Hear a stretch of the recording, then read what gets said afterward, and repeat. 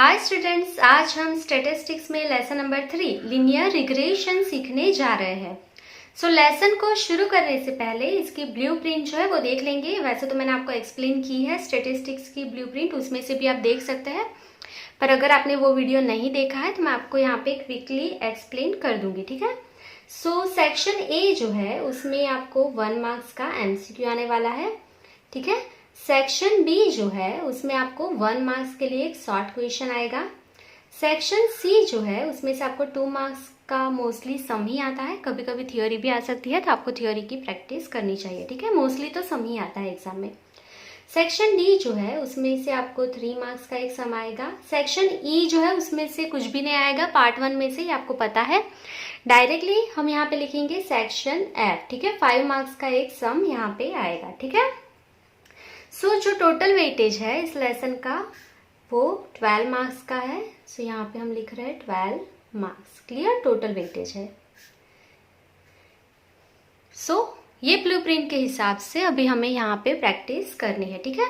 चलो, तो linear regression lesson का नाम है हमारा। ये लेसन पहले क्यों सीखना है वो सीखेंगे हम, उसके बाद मैं आपको एक्सप्लेन करूंगी लीनियर रिग्रेशन क्या है, ठीक है। पहले हम बात करेंगे सेकेंड लेसन की। सेकेंड लेसन आपको याद ही होगा। सेकेंड लेसन हमारा कौन सा था? लीनियर कोरिलेशन, ठीक है। यहाँ पे मैं लिख रही हूँ लीनियर कोरिलेशन, ये हमारा सेकेंड लेसन था, ठीक है। थर्ड लेसन हमें क्यों सीखना है उसके लिए आपको सेकेंड लेसन पे वापस से जाना पड़ेगा। मैंने आपको बोला था कि अगर आपको सेकेंड लेसन अच्छे से आएगा तो ही आपको थर्ड लेसन समझ में आने वाला है, ठीक है। हम यहाँ पे एक एग्जांपल लेते हैं। यहाँ पे सपोज हम वेरिएबल एक्स ले रहे हैं। ये जो वेरिएबल एक्स है ये सपोज एज्यूम करेंगे हम कि ये एडवर्टाइजमेंट एक्सपेंस है, ठीक है। यहाँ पे मैं लिख रही हूँ एडवर्टाइजमेंट एक्सपेंस इन 1000 रुपीज, ठीक है, इन 1000 रुपीज। ये वेरिएबल एक्स जो है वो हमारा वो एडवर्टाइजमेंट एक्सपेंस है 1000 रुपीज में, ठीक है। अभी यहाँ पे वेरिएबल वाई जो है वो हम क्या लेंगे? यहाँ पे मैं लिख रही हूँ वेरिएबल वाई, ठीक है। ये वेरिएबल वाई जो है वो है हमारा सपोज सेल, ठीक है। ये है हमारा सेल और ये भी है इन 1000 रुपीज। क्लियर? यहाँ पे मैंने दोनों जो है वेरिएबल्स लिख लिए हैं, variable X and variable Y. ये है एडवर्टाइजमेंट एक्सपेंस, ये है सेल, ठीक है। अभी हम यहाँ पे कोई भी एज्यूम करके अमाउंट लिख रहे हैं। सपोज यहाँ पे एडवर्टाइजमेंट एक्सपेंस आपने किया 10,000, तो यहाँ पे हम क्या लिखेंगे 10, ठीक है। उसके बाद किया 11, 12, 13, नहीं 15 लिख लेंगे। उसके बाद 9, 18, 2, ठीक है, कुछ भी लिख रहे हैं हम लोग यहाँ पे। तो सेल जो है वो हुआ 50, 55, 60, 80, 40, 99, 15, ठीक है। ये क्या एक्सप्लेन करता है यहाँ से कि अगर आपने एडवर्टाइजमेंट एक्सपेंस किया 10,000 का तो सेल हुआ 50,000, ठीक है। अगर आपने एडवर्टाइजमेंट किया 11,000 तो सेल ज्यादा हुआ, ठीक है, 55,000 हुआ। अगर आप उससे भी ज्यादा जाएंगे, अगर आपने सेल 12,000 किया, सॉरी आपने एडवर्टाइजमेंट एक्सपेंस 12,000 किया तो सेल कितना होगा? 60,000। तब देख रहे हैं कि जितना ज्यादा एडवर्टाइजमेंट एक्सपेंस हो रहा है सेल उतना ही ज्यादा हो रहा है। और अगर सेल जो है वो सबसे कम कहाँ पे है? ये 15 है, तो आप देखेंगे एडवर्टाइजमेंट एक्सपेंस जो है तब 2000 किया है, ठीक है। लीनियर कोरिलेशन में हमने क्या किया था कि एक्स एंड वाई दो वेरिएबल है, उसके बीच में कैसा रिलेशन है, पॉजिटिव है या तो नेगेटिव है, ये हमने फाइंड किया था सेकेंड लेसन में, ठीक है। और हमने फाइंड किया था आर की वैल्यू, जो आर की जो वैल्यू आती है, ठीक है, लीनियर कोरिलेशन मतलब आर की जो वैल्यू आएगी वो न्यूमेरिकल आएगी, ठीक है। तो ये है न्यूमेरिकल मेजर जो हमने फाइंड किया था लीनियर कोरिलेशन में। क्लियर? ये आपको सारा कुछ पता है। यहाँ पे लीनियर रिग्रेशन में आपको क्या फाइंड करना है ये अभी मैं आपको दिखाऊंगी। यहाँ पे मैं सिंपली एक लाइन ड्रॉ कर रही हूँ। ये जो है सारी चीज आपको लिखना नहीं है, सिर्फ मैं आपको यहाँ पे सिखा रही हूँ कि हम ये लेसन क्यों सीखने वाले हैं, ठीक है। यहाँ पे मैं लिख रही हूँ लीनियर रिग्रेशन ये जो लेसन है वो क्या दिखाएगा, इसी एग्जाम्पल को भी हम कंटिन्यू करेंगे। सो ये वेरिएबल एक्स है, ये वेरिएबल वाई है, ये सेम यहाँ पे एडवर्टाइजमेंट एक्सपेंस है इन 1000 रुपीज, ठीक है। और ये जो है वाई वो सेल्स है सेम इन 1000 रुपीज। तो यही जो सम है उससे हम आगे लेके जाएंगे। सो यहाँ पे जो डेटा लिखा है एज इट इज यहाँ पे मैं लिख रही हूँ 10, 11, 12, 15, 9, 18 एंड 2, ठीक है। सेल जो है वो भी सेम है 50, 55, 60, 80, 40, 99 एंड 15, ठीक है, ये भी सेम है।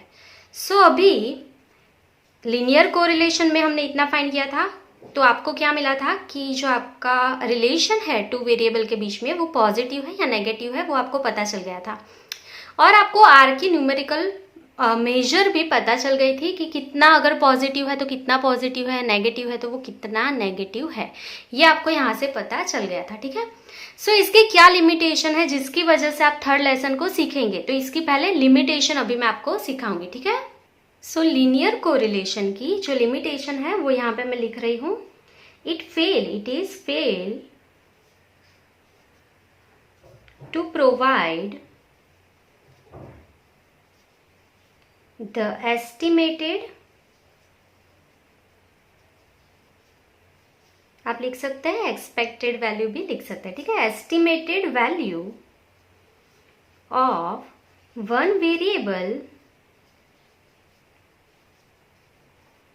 for the given value of the other variable, ठीक है। सो ये जो है वो मेनली लिमिटेशन है लीनियर कोरिलेशन की, जिसकी वजह से हम थर्ड लेसन सीखने वाले हैं लीनियर रिग्रेशन, ठीक है। सो ये क्या है, ये क्या लिमिटेशन है। सो यहाँ पे मैंने लिखा है it is fails to provide the estimated value of one variable for the given value of the other variable, ठीक है। सो लीनियर कोरिलेशन में आपको यहाँ तक तो मिल जाता था आंसर। अभी आगे क्या होता है कि कभी कभी कैसा होता है कि सपोज आपको ये पता है कि ये दोनों के बीच में पॉजिटिव रिलेशन ही आएगा, हाई डिग्री पॉजिटिव कोरिलेशन ही आएगा, क्योंकि जितना एडवर्टाइजमेंट एक्सपेंस ज्यादा करेंगे सेल उतना ज्यादा होगा, ठीक है।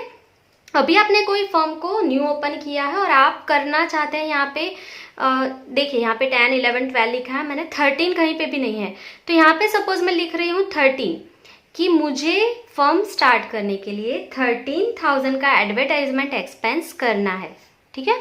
मुझे फर्म स्टार्ट करने के लिए 13,000 का एडवर्टाइजमेंट एक्सपेंस करना है।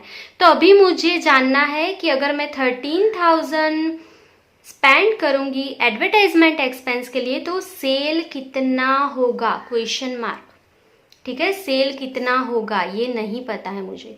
सो ये अगर आपको फाइंड करना है, सो आपको कौन सा लेसन काम आने वाला है, लीनियर रिग्रेशन। क्लियर यहाँ तक आपका। सो मैं वापस से एक्सप्लेन कर देती हूँ। लीनियर कोरिलेशन में हम किसी भी एक वेरिएबल की वैल्यू पता है तो दूसरे वेरिएबल की वैल्यू पता नहीं कर सकते थे, ठीक है। इसके लिए हम सीखने वाले हैं लीनियर रिग्रेशन, ठीक है।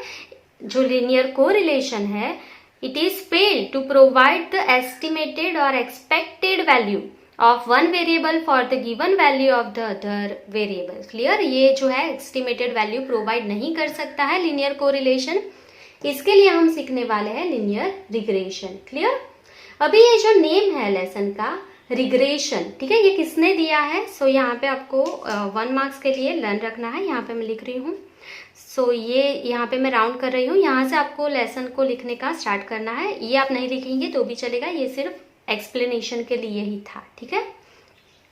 So sir Francis Galton has given the name regression to describe such relation, ठीक है। सो ये जो नेम है ये किसने दिया है, सर फ्रांसिस गॉल्टन ने दिया है, ठीक है। ये जो ऐसे रिलेशन होते हैं, मतलब वेरिएबल एक्स है, वाई है, तो दोनों के बीच में आपको फाइंड करना है एस्टिमेटेड वैल्यू। ये रिलेशन के लिए जो नाम दिया है वो किसने दिया है? फ्रांसिस गाल्टन ने। क्लियर? चलो, सो आई होप कि आपको यहाँ तक समझ में आ जाएगा। अभी हम नेक्स्ट पेज पे जाएंगे। सो अब हम सीखने वाले हैं लीनियर रिग्रेशन मॉडल किसे कहते हैं। ठीक है, सो यहाँ पे मैं लिख रही हूँ linear regression model.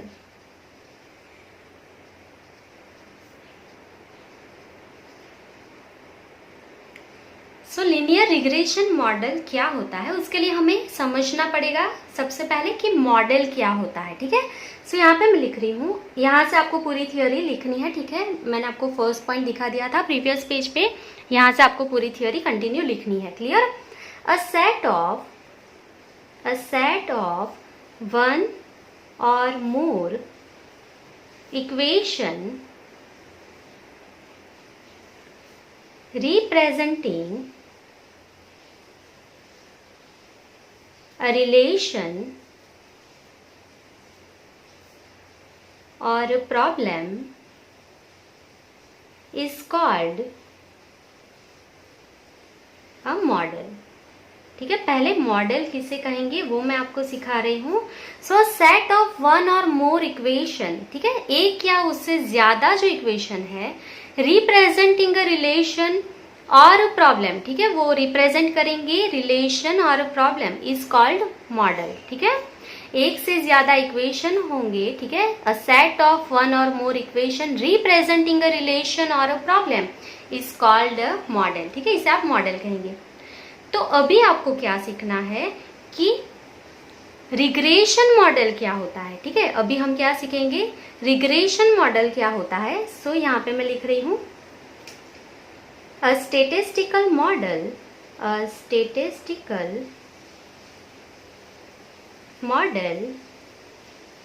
which describe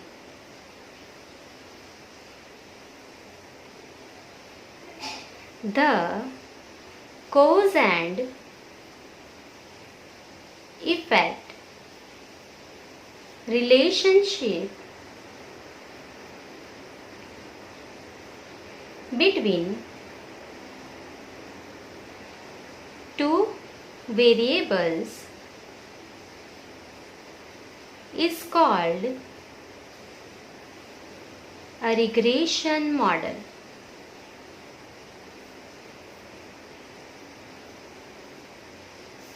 regression model आप किसे कहेंगे? सो यहाँ पे मैंने लिखा है a statistical model which describe the cause and effect relationship. ठीक है, कोज एंड इफेक्ट रिलेशनशिप होना ही चाहिए दोनों के बीच में। ये मैंने आपको सेकेंड लेसन में सिखाया था कि एक कोज होना चाहिए एक वेरिएबल एंड एक वेरिएबल इफेक्ट होना चाहिए। ठीक है, लेसन में ये मैंने आपको एक्सप्लेन किया था पूरा। ठीक है, so cause and effect relationship between two variable, ठीक है, दोनों वेरिएबल के बीच में कोज एंड इफेक्ट रिलेशनशिप है, वो जो डिस्क्राइब करेगा मॉडल, वो कौन सा मॉडल होता है? रिग्रेशन मॉडल होता है। क्लियर यहाँ तक? चलो, अभी ये जो रिग्रेशन मॉडल है, यहाँ पे आपको क्या लर्न रखना है। So in regression model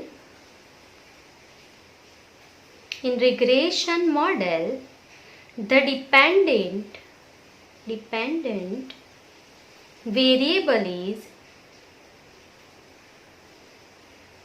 y। ठीक है, रिग्रेशन मॉडल में जो है वो डिपेंडेंट वेरिएबल होता है, वो y ही होता है। जैसे कि अभी मैंने आपको एक्सप्लेन किया था, वेरिएबल x जो था वो एडवर्टाइजमेंट एक्सपेंस था। ठीक है, एडवर्टाइजमेंट एक्सपेंस जो था हमारा वेरिएबल x था और सेल जो थी वो हमारा वेरिएबल y था। ठीक है, सेल जो थी वो वेरिएबल y था।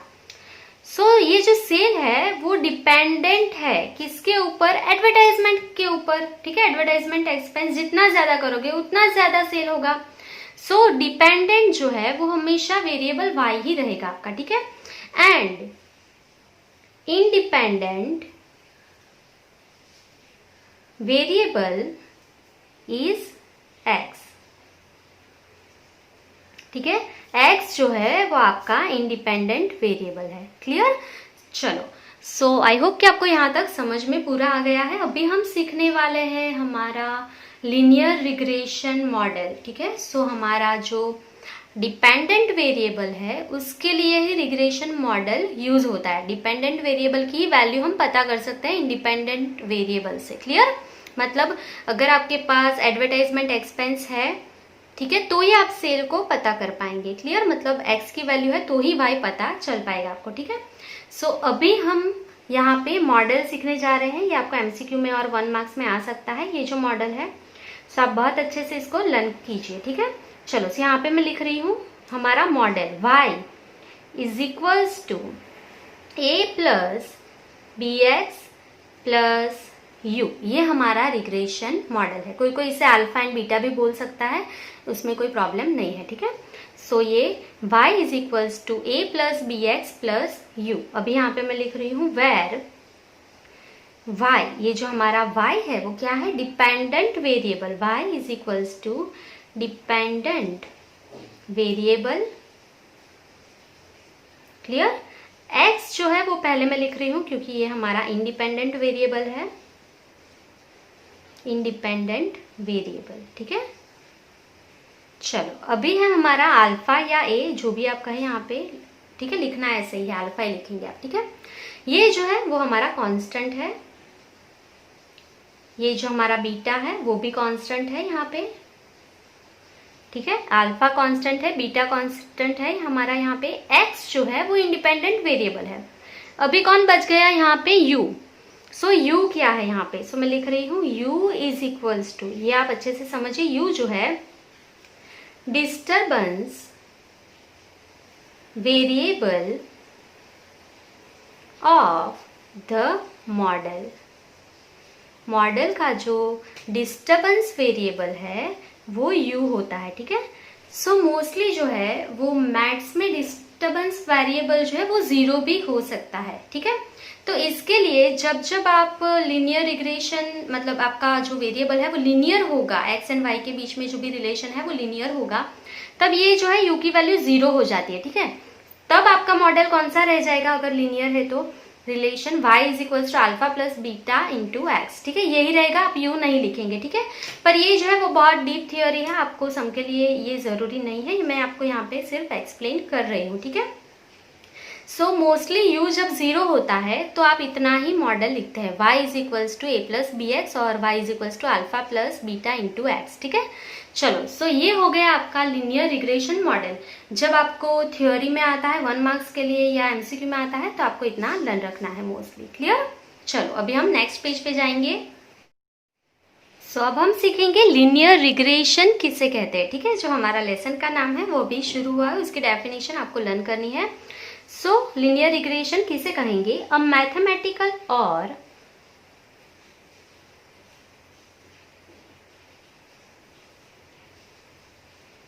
functional relationship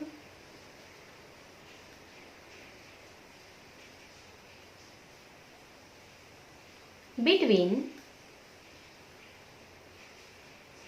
two correlated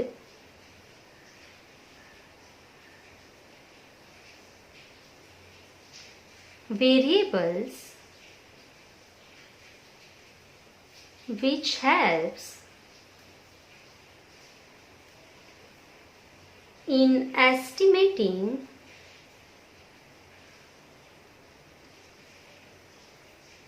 the value of dependent variable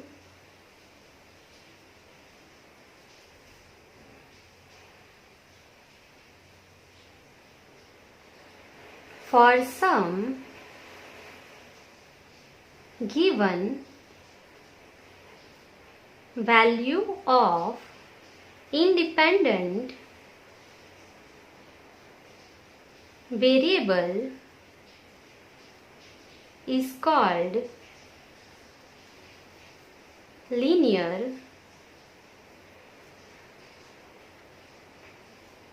regression, ठीक है। सो लीनियर रिग्रेशन क्या है? सो मैंने आपको जो फर्स्ट पेज पे एक्सप्लेन किया था वही हमने लिखा है। इतनी सारी थ्योरी मोस्टली कोई भी एक्सप्लेन नहीं करता है, कोई भी टीचर, क्योंकि डायरेक्टली सम स्टार्ट कर देते हैं, वो बहुत ही ईजी है। पर मैंने इतनी ज़्यादा आपको थियोरी इसके लिए एक्सप्लेन की है क्योंकि अगर आपको कॉन्सेप्ट अच्छे से समझ में आ जाएंगे तो आपको आगे इतनी प्रॉब्लम नहीं होगी और आपको थ्योरी लर्न करने में भी आसानी होगी। ठीक है, इसके लिए मैंने आपको ये सारे जो फर्स्ट वीडियो इसमें सारे कॉन्सेप्ट में आपको डीपली एक्सप्लेन कर रही हूँ। ठीक है, सो क्या है लीनियर रिग्रेशन? अ मैथमेटिकल और फंक्शनल रिलेशनशिप बिटवीन टू को रिलेटेड वेरिएबल। सबसे पहले वो को रिलेटेड होने चाहिए। ठीक है, जैसे मैंने आपको एग्जाम्पल दिया था उसमें एडवर्टाइजमेंट एक्सपेंस एंड सेल्स दोनों को रिलेटेड थे। ठीक है, विच हेल्प्स इन एस्टिमेटिंग, आपको एस्टिमेट करना है वैल्यू का, कौन सी वैल्यू का? Of dependent variable for some given value of independent variable is called linear regression. ठीक है, ये बहुत मैंने जो अंडरलाइन किया है वो वर्ड इंपॉर्टेंट है, वो आपकी डेफिनेशन में आने ही चाहिए। ठीक है, सो ये डेफिनेशन आपको लर्न कर लेना है, बहुत ही इजी है। मैथमेटिकल और a functional relationship between to को रिलेटेड वेरिएबल्स। ठीक है, वो पहले को रिलेटेड होने चाहिए जो आपके वेरिएबल्स है दोनों। विच हेल्प्स इन, वो क्या हेल्प करेंगे आपकी? Estimating the value. ठीक है, वैल्यू को एस्टिमेट करने में वो हेल्प करेंगे। कौन सी वैल्यू एस्टिमेट होगी? तो डिपेंडेंट वेरिएबल। ठीक है, डिपेंडेंट वेरिएबल आपका कौन सा होता है? वाई ही होता है। अगर आपको शॉर्टकट में लर्न रखना है तो क्या लर्न करेंगे? Estimating the value of Y for some given value of X is called linear regression. अभी वाई के जगह पे आप क्या लिखेंगे? डिपेंडेंट वेरिएबल एंड एक्स जो है वो क्या है? Independent variable. पूरे लेसन में वाई डिपेंडेंट ही रहेगा और एक्स जो है वो इंडिपेंडेंट वेरिएबल ही रहेगा। क्लियर? चलो, आई होप कि आपको यहाँ तक समझ में आ गया है। अभी हम नेक्स्ट टॉपिक पे जाएंगे। सो हमारा आज का नेक्स्ट टॉपिक जो है वो है फिटिंग ऑफ रिग्रेशन लाइन।